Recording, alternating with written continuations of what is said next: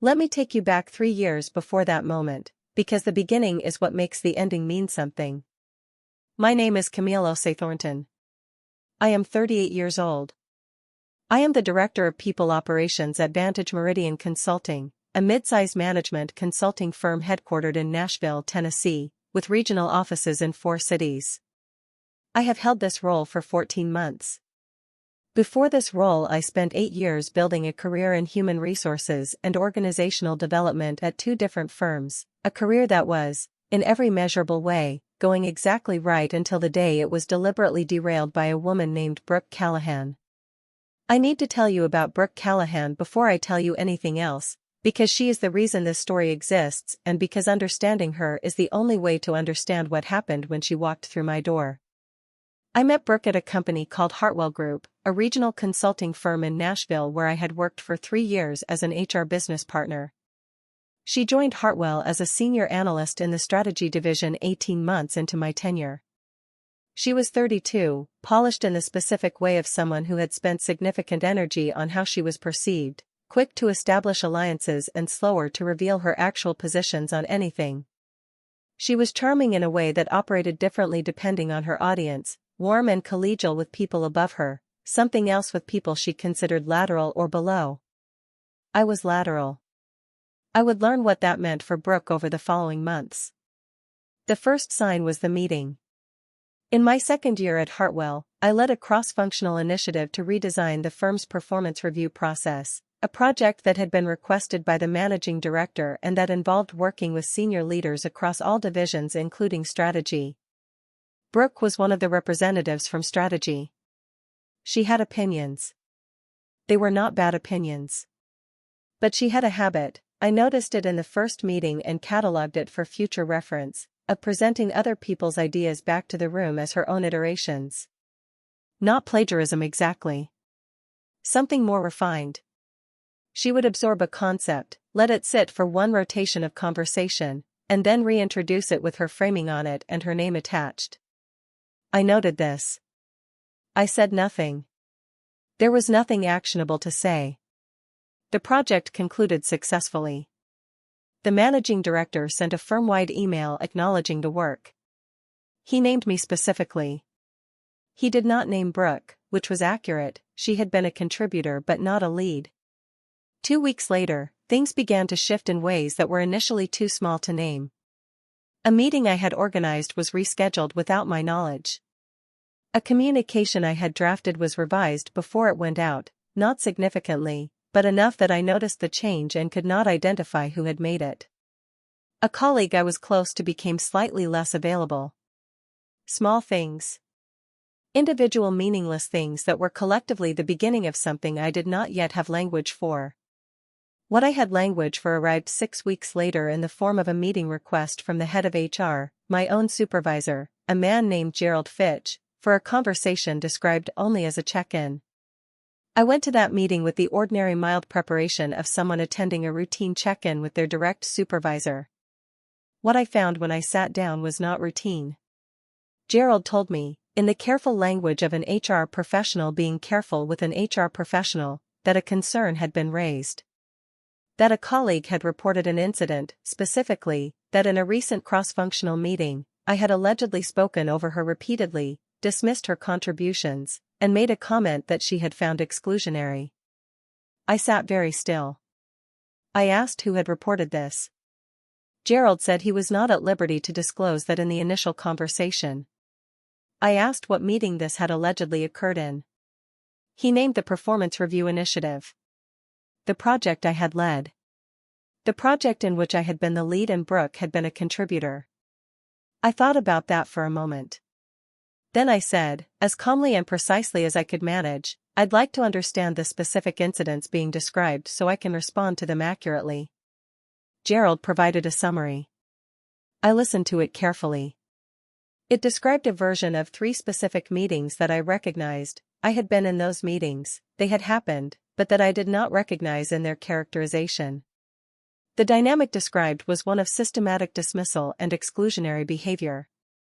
What I remembered was a project lead running a collaborative process in which one contributor had been more interested in attribution than outcomes. I asked for the formal complaint documentation. Gerald said it was still in process. I asked what the next steps were. He said there would be a review. I went back to my desk. I sat down. And I understood, with the particular clarity of someone who has spent years in HR and knows exactly how these processes work from the inside, that I was in a situation I needed to take seriously immediately. What I did not yet know, what I would not find out until later, was that the report Brooke had filed was not a single complaint. It was 3. Filed on the same day, with 3 different framings, covering a span of 6 months, constructed in the specific way of someone who had spent time thinking about how to make a case rather than how to address a concern. I did not know that yet. But something in Gerald's face during that meeting, something careful and uncomfortable in the way he was choosing his words, told me the situation was larger than a standard check-in conversation would have been called for. I drove home that evening and I called my mother, who had spent 25 years as an employment attorney in Atlanta before retiring, and I told her everything. She listened without interrupting. Then she said, "Start documenting tonight." I did. What I documented in the following weeks would eventually tell a story very different from the one Brooke Callahan had constructed. But first, I had to survive what was already in motion. The review process at Hartwell took 6 weeks. I cooperated completely. I provided documentation of every meeting referenced in the complaints. I provided my own contemporaneous notes. I kept meeting notes as a professional habit and had records of every session of the performance review initiative. I provided emails. I provided the project timeline and the record of who had contributed what and when. I also, quietly and without announcing it, consulted with an employment attorney. Not because I was planning to take legal action. At that stage I was hoping the documentation would speak for itself, but because I was an HR professional who knew that hoping and preparing were not the same thing. The attorney was a woman named Patricia Graves, 44 years old, sharp and direct in equal measure. She reviewed what I had and said, "Your documentation is strong. The question is whether the process is being run fairly." That question got its answer at the end of the 6-week review. Gerald called me in for the conclusions meeting. He had a representative from corporate HR present, which told me the decision had been made above his level. The conclusion was that the complaints had been found to have merit, specifically, that a pattern of behavior had been identified that was inconsistent with Hartwell's inclusion commitments. The formal outcome was a written warning, a required leadership coaching engagement, and a reassignment from project lead responsibilities for a period of 90 days. I listened to all of it. I asked for the specific evidence that had supported the finding of merit. I was told the documentation was confidential. I asked whether my counter-documentation had been reviewed. I was told it had been considered. I asked what specifically in that counter-documentation had been weighed against what. Gerald's expression told me before he spoke that the answer was not going to satisfy me. I thanked him. I shook the corporate HR representative's hand. I walked back to my desk. I gave it 3 weeks. 3 weeks of the coaching sessions and the reassignment and the daily experience of working in an environment where a version of me had been officially documented that I did not recognize. 3 weeks of watching Brooke Callahan in meetings, composed and unreadable, never acknowledging what she had done because acknowledging it would require admitting it was deliberate. Then I resigned. Not reactively. Not emotionally. I had spent the 3 weeks building my next move with the same patience I had applied to every professional decision in my career. I had a conversation with Patricia Graves. I had a conversation with a recruiter I trusted. I had a conversation with my mother, who said, "Leave correctly.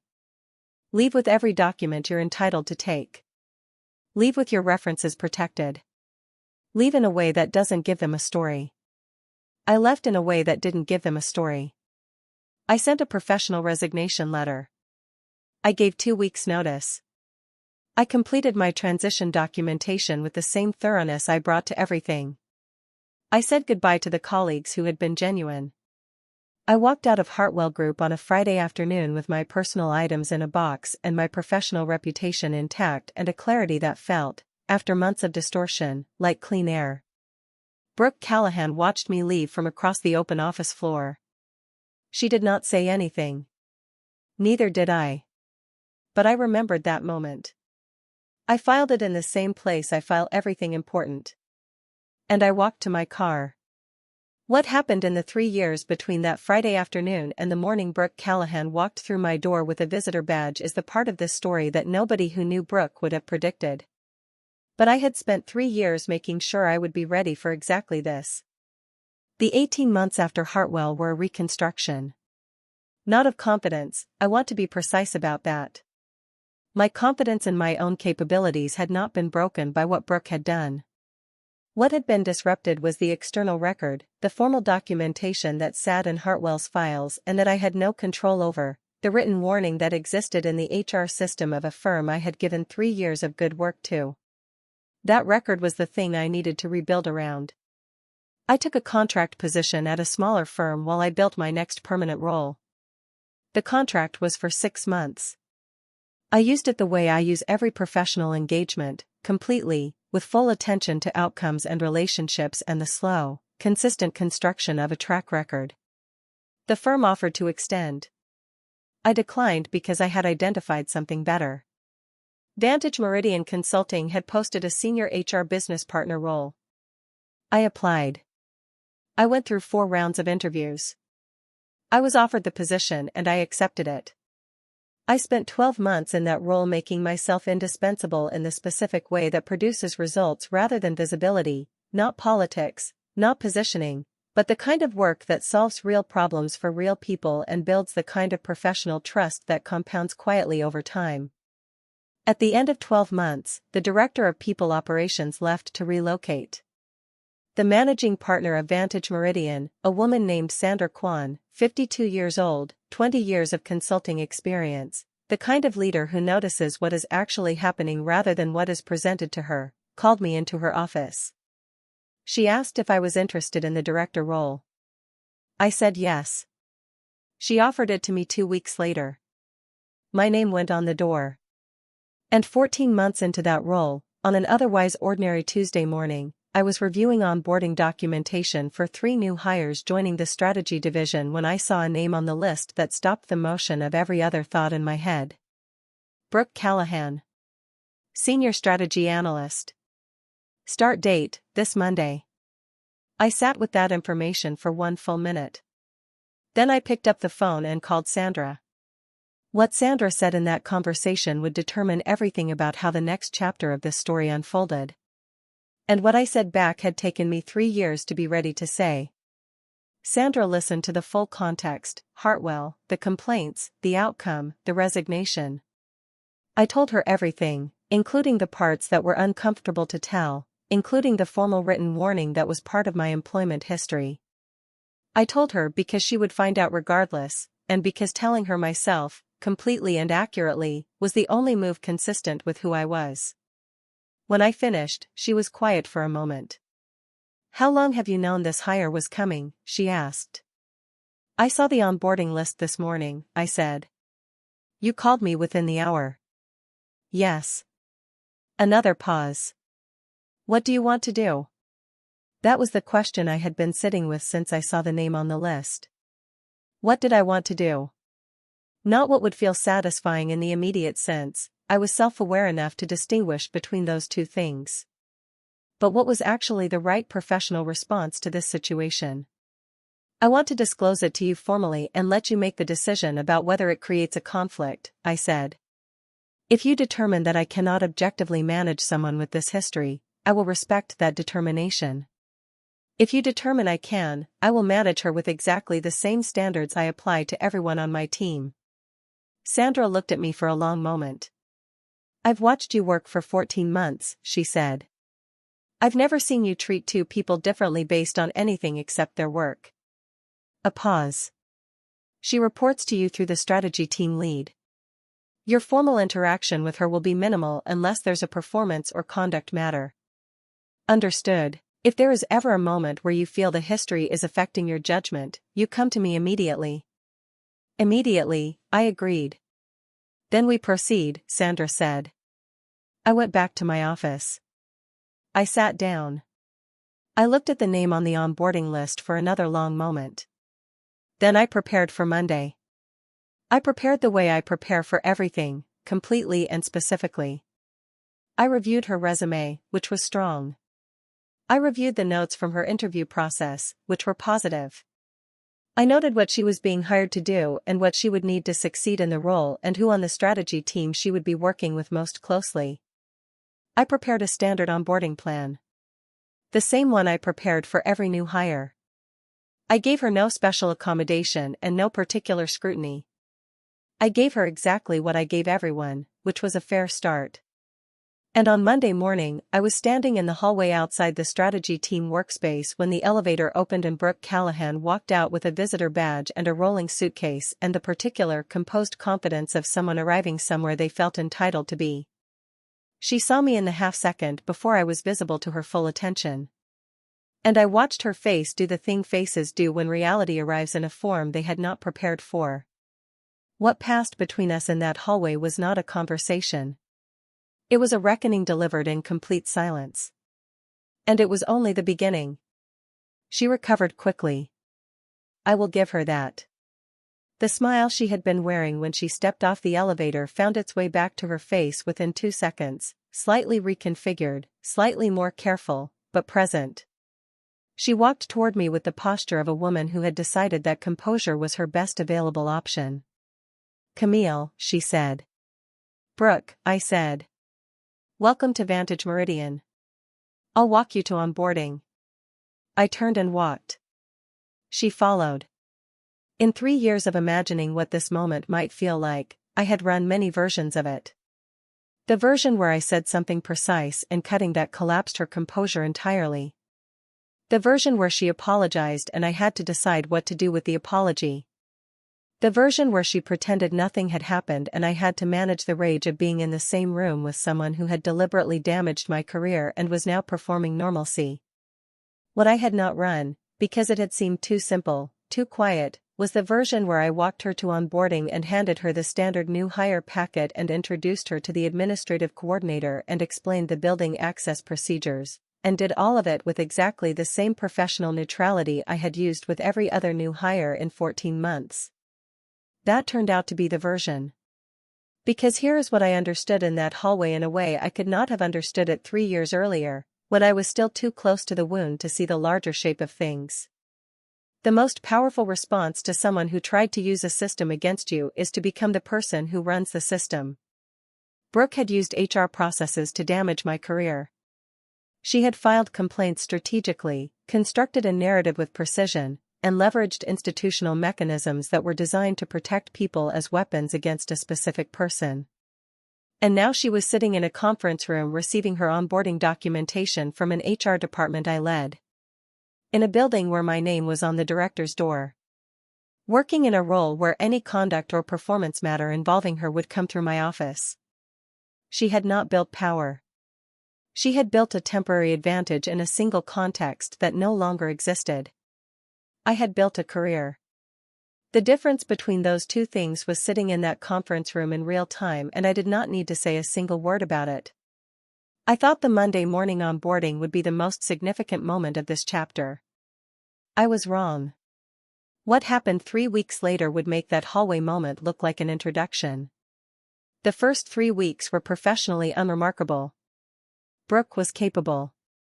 Her work in the early weeks was solid, she was smart and she knew how to present as a high performer in the initial period of a new role, which is a skill in itself. She was collegial with the strategy team.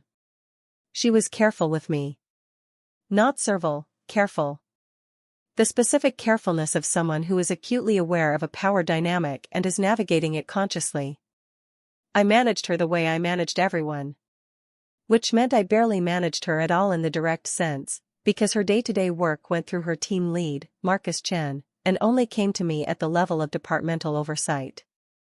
But in week 3, Marcus came to my office. He closed the door, which told me something before he spoke. He told me that 2 members of the strategy team had independently come to him with concerns about Brooke. That she had, in 2 separate team meetings, presented ideas that other team members had raised in prior sessions as her own contributions, without attribution, without acknowledgement, in the smooth, uninterrupted way of someone who had done this before and considered it standard practice. He told me that one of the team members had kept notes from the prior sessions and had documented the original contributions and the dates they were made. I sat with this information for a long moment. I thought about a cross-functional meeting 3 years earlier. About a pattern I had noticed and catalogued and said nothing actionable about because there had been nothing actionable to say. There was something actionable to say now. I'll need the documentation from both team members, I said. Dated records, specific instances, as precise as they can make them. Marcus nodded. He had the look of a man who was relieved to have brought this to someone who knew what to do with it. There's one more thing, he said. I waited. One of the team members mentioned that Brooke had said something to her privately about you. About your history at a previous firm. She framed it as a warning, that you had a pattern of behavior that the team should be aware of. The room was very quiet. What specifically did she say? Marcus told me. It was, in substance, a version of the complaints she had filed at Hartwell. The same narrative. The same characterization. Presented to a new audience in a new context as though it were established fact rather than a contested allegation from a process that had occurred at a different organization 3 years ago. She had brought her weapon to a new location and begun preparing to use it again. The difference was that at Hartwell, the process had begun before I understood what was happening. At Vantage Meridian, I ran the process. What I did next was not revenge. I want to be precise about that. What I did next was exactly what I would have done for any employee in any situation presenting these specific facts. It just happened to be her. I went to Sandra that afternoon. I told her about Marcus's conversation, about the documented attribution incidents, about what Brooke had said to the team member regarding my history. I also told Sandra something I had been holding since Monday morning of week 1. I told her that I had researched Brooke's employment history before her start date. Not invasively, publicly available professional records and a conversation with a contact I had at a firm Brooke had worked at 2 years prior, between Hartwell and Vantage Meridian. That contact had described a situation involving attribution of work and a conduct complaint that had been resolved quietly. A pattern. Different organization, same shape. Sandra listened to all of it. You've been holding this for 3 weeks, she said. I wanted to see if it was relevant before I brought it, I said. It's relevant. What do you need from me? Authorization to conduct a formal inquiry into the attribution incidents. And your guidance on how to handle the comments she made about me to a team member, given my conflict of interest in that specific matter. Sandra nodded slowly. The attribution inquiry you run. It's a conduct matter and it falls within your role. I'll be available if you need oversight. A pause. The matter involving her comments about you, I'll handle that one directly. You should not be the decision maker on anything that directly involves allegations about you. Agreed, I said. That's exactly the right call. Sandra looked at me for a long moment. You know, she said, most people in your position would have either avoided this entirely or handled it in a way that served their personal interests. You've done neither. I've done my job, I said. Yes, she said. You have. That's what I mean. The formal inquiry into the attribution incidents took 11 days. I ran it the way I run every inquiry, with documented interviews, written accounts, dated records, and a finding based on evidence rather than impression. The finding was substantiated. 2 specific instances of presenting others' contributions without attribution, documented with sufficient specificity to support a formal conclusion. The conduct matter Sandra handled directly, Brooke's comments to the team member about my history, resulted in a separate finding. Sandra determined that sharing unverified allegations from a prior employment context in a way designed to undermine a supervisor's standing with their team was a violation of Vantage Meridian's professional conduct standards. I was not in the room for any of Sandra's conversations with Brooke. I had removed myself from that matter completely, as I had told Sandra I would. What I know about those conversations is what Sandra told me afterward, which was limited to the professional outcomes. Brooke Callahan was issued a formal written warning for the attribution conduct. She was issued a separate formal warning for the professional conduct violation. 2 formal written warnings in the first month of employment at a new firm. She resigned 3 weeks later. I found out through the standard administrative notification that comes to my office when any employee separates. A 2-line form with her name and departure date and the designation, voluntary resignation. I filed it where I file everything. But there is one more thing. One thing that happened in the days between the inquiry findings and Brooke's resignation that I have not told you yet. The thing that closed the circle in a way I had not anticipated and had not engineered, and that arrived, like the best resolutions do, because the truth has a way of finding its level when given sufficient time. On the Thursday before Brooke resigned, I received a message through my professional network from a woman named Andrea Stiles. Andrea had been a colleague of mine at Hartwell Group. We had been friendly but not close, the kind of professional relationship that exists in the positive register without ever becoming a friendship. She had left Hartwell approximately a year after I did. I had not spoken to her since. Her message said, "I heard you're at Vantage Meridian now. I wanted to reach out because there's something I should have told you 3 years ago and I didn't, and I've thought about it since. Can we talk?" I called her the next morning. What Andrea told me took 40 minutes and covered territory I had suspected and territory I had not. She had been present in the meetings that formed the basis of Brooke's complaints at Hartwell. She had watched the process unfold. She had been interviewed during the review. She had not known, at the time, that her interview was in connection with complaints against me. She had been told it was a routine culture assessment. Only afterward, when she understood the actual context, did she realize that her answers to questions about team dynamics had been used to support a finding against someone she had never seen behave in the way the complaints described. She had said nothing at the time because she had not been certain enough of what she understood to involve herself. Because speaking up would have required naming Brooke, and she had still been working at Hartwell and had not wanted the exposure. Because she had told herself the matter was resolved and I had left and it was over. "It wasn't over," she said. "Not for you." "No," I said. "It wasn't." "I'm sorry," she said. I should have said something. I knew what I'd seen in those meetings wasn't what the findings described. I should have said it. I sat with that for a moment. "It would have helped," I said honestly. "And I understand why you didn't." She offered to provide a formal statement, to whatever body or process might find it useful. I told her I appreciated it. I told her I would be in touch if there was a context in which it was relevant. I told Patricia Graves, my employment attorney, about the conversation that afternoon. She filed it in the case materials she had maintained since Hartwell, the running record she had kept open at my request for exactly this kind of development. I cannot tell you yet what that statement ultimately produces. Some processes move slowly. Some truths take their time reaching the places they need to reach. What I can tell you is that the record is more complete now than it was. And that completeness matters, not for satisfaction, though there is some, but for accuracy. For the historical truth of what actually happened in those meetings 3 years ago finally existing somewhere in documented form. The truth has a way of finding its level.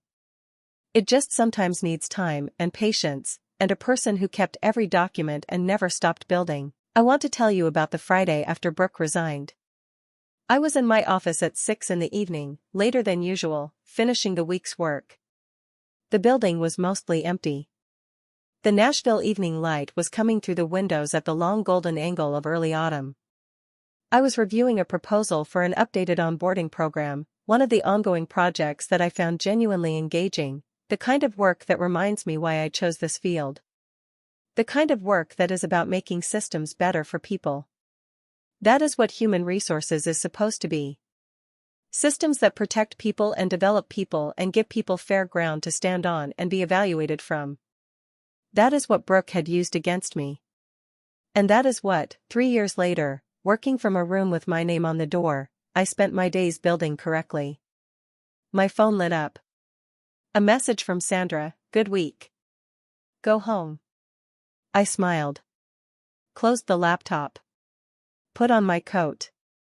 I walked to the elevator and pressed the lobby button and watched the floors count down. I thought about the Tuesday evening 3 years ago when I had driven home from Hartwell with a box of personal items and the specific, scouring grief of having been professionally diminished by something I had not done. I thought about the phone call to my mother and the words she had said that had begun everything: document. I thought about Patricia Graves and 14 months of case materials and a file that was still open. I thought about Andrea's phone call and the 40 minutes of a truth finally being spoken. I thought about a woman walking off an elevator with a visitor badge and the expression of someone who had not done the accounting on where she was walking into. I thought about the name on the door she walked through. And I thought, this is what it looks like when you do it right. When you leave correctly and build correctly and manage correctly and trust the process that the people who cut corners are always surprised to find is still running when they arrive. The elevator opened. I walked through the lobby and out into the Nashville evening. There was nothing dramatic about it. No confrontation, no speech, no moment of public reversal. Just a woman who had built something real walking out of the building where it lived, at the end of a good week of good work. That was enough. That was, in fact, exactly enough. My name is Camille Thornton. I am 38 years old. 3 years ago a woman filed HR complaints against me that I did not deserve and that cost me a job I had earned. I left that job correctly. I built my career correctly. I ran every process correctly. And on a Monday morning 14 months into the best role of my professional life, that same woman walked through my department door with a visitor badge. My name was already on the door she walked through. It had been there for 14 months. And it is there still. That is the whole story. That is all of it. The rest is just work, the good, ongoing, purposeful work of a woman who understands that the most enduring form of any answer is the life you build while you are waiting to give it. Thank you for being here with me through every word of this. If this story gave you something, a framework, a reminder, the particular steadiness that comes from watching someone navigate something difficult with their integrity completely intact, then I am glad I told it. More stories are waiting on your screen right now. Click 1. I will meet you there.